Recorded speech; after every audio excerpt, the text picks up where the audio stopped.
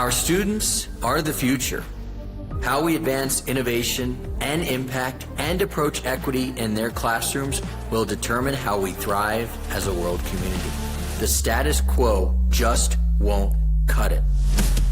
That's why we're here to break the grade.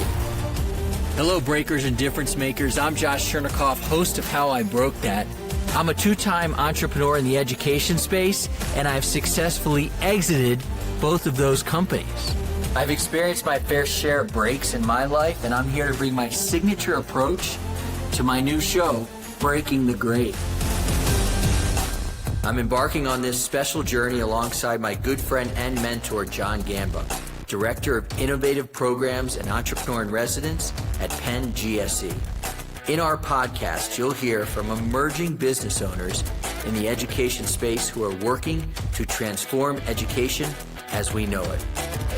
Tune in as we hear about industry trends, unique principles and practices, and the attempts that have and haven't worked for our grade-breaking guests. So fellow entrepreneurs and educators, what do you think? Are you ready to take a hammer to the education space and break the grade?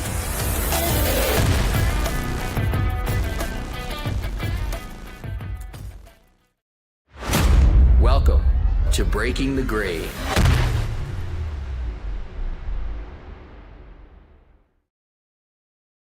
Welcome to another edition of Breaking the Grade. On Breaking the Grade, I usually start by telling you what you should be doing. And in this episode, I'm going to tell you what you need to stop doing. And the answer to what you need to stop doing is delegating. The name of this show is Stop Delegating Sales: Why Education Founders Must Sell First to Generate Leads That Actually Convert. Let me repeat that title because it is so important. It is essentially, again, what you have to do as an education founder. As an education founder, you must sell first to generate leads that actually convert. And this show is going to take you on the journey as to what you can do to make sure that you can sell first. Everyone wants to skip the uncomfortable part of sales. I get that. But then they wonder why no one is buying. Most education founders think the next hire, the next agency, the next AI tool is going to fix their lead gen problem. The problem with that is you've got to face the truth. And the truth is, if you can't sell your own offer clearly, no one else can. Again, here's the hard truth. If you can't sell your own offer clearly, no one else can. This episode is a wake-up call for any founder in the education space who's trying to outsource the sales before they've done it themselves. You have got to get product, market, message fit. You have got to get product, market, message fit, and then you get sales clarity. Because delegating too early doesn't just slow your traction. Let me tell you what it also does. It wrecks your pipeline, it confuses your buyers, delays the clarity, and it kills your confidence. Yes, it will kill your confidence. So I want to introduce you to a founder. We'll make that person nameless, who was inside the Ed Sales Elevation Experience. They came to me as their coach pretty frustrated. They had a solid offer. They had real value. They had an actual solution. Yeah, most people come to me with those three things. They said, you know what I'm going to do, though, before I start the Ed Sales Elevation Experience? I'm going to hire a sales rep. Yeah, I'll go out there. I'll hire a sales rep. They hired, they trained, and they waited. And I was all on board for that because I'm hoping it's going to work out for them. 90 days later, 3 months later, crickets, no deals, no movement, except for money out of their bank account to try and get this sales rep to close some deals. They waited. They waited. It was just noise, but it wasn't a rep problem. And I honestly have a problem when I speak to people who say, I hired this rep and they were no good. Well, again, how can that rep be good at selling if you're not? But that rep hadn't clarified the pitch. That rep hadn't tested objections. That rep hadn't defined how to do this right, how to sell the right way. And in my opinion, that should have been done by the founder. So the rep was essentially trying to sell in a fog. And then it hit me again. This is another founder trying to skip the part that teaches them what actually sells. And they ended up in the same place 90 days later as most folks, outsourcing and stuck. So this show isn't theory. This is actual reality. Ashton Tate, who was a member of the Ed Sales Elevation Experience, he didn't delegate.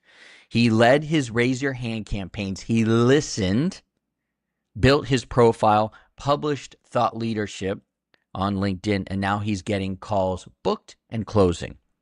Paul King sold his first few contracts himself 3 weeks in to the Ed Sales Elevation Experience, and he only did that after hearing objections himself and then refining his offer. Edwin Blanton from the University of Texas, San Antonio. He closed Fort Sam Houston, not because he had a team, even though Edwin's got a great team at UTSA, but because he had clarity. He practiced the pitch. We practiced the pitch together. He tested it live and then landed that very big deal. So let me promise you what you will learn in this show today. Why skipping founder-led sales is the fastest way to destroy your lead gen. The 3 signals you're delegating too early in this process. How to create clarity in your offer before you hand it off. What education buyers are actually looking for in a pitch, that matters. And the exact moment when it's finally time to delegate sales. So first off, you can't delegate what you don't understand. Let me repeat that. You can't delegate what you don't understand. If you haven't closed 10 to 20 deals yourself, you really don't know what works. So founder-led sales is truly data collection, and you're learning what resonates, what lands, what gets the yeses, and honestly also what gets the silence. Again, Ashton Tate ran that Raise Your Hand outreach campaign because he wanted to hear more from people what messages were resonating with his perfect client. Mitch Weisberg, he struggled with this too. He didn't like automation. He resisted the outreach until we reframed it for Mitch, that sales outreach is actually just testing and listening. You collect reactions and then you refine. Collect reactions and then you refine. So delegating too early is basically giving someone a script that not even you have tested. Number 2, sales clarity must be founder created. Sales clarity must be founder created. No rep can clarify a message that you have lived. And Lord knows, as founders, we have lived our own message. You need a signature solution or a model that passes this 20-second clarity test. You could also think of the 20-second clarity test as your headline. I help who, using what method, get which results. Your headline, of course, in LinkedIn. I want you to ask, can someone explain your offer to a superintendent or a principal or a teacher or the president of a university after one conversation with you? If not, then you're not ready to delegate. But if they can do that, then you are ready to delegate. So we've had some people who have gone from and to very quickly, from no sales to actual sales, like, again, Paul King. He dialed in a format for his offer that made perfect sense to the principals in New York City so that they could clearly understand what he did, understand the transformation, and then buy. That sales clarity could only have been created by Paul. Without clarity, you'll waste time, money, and leads.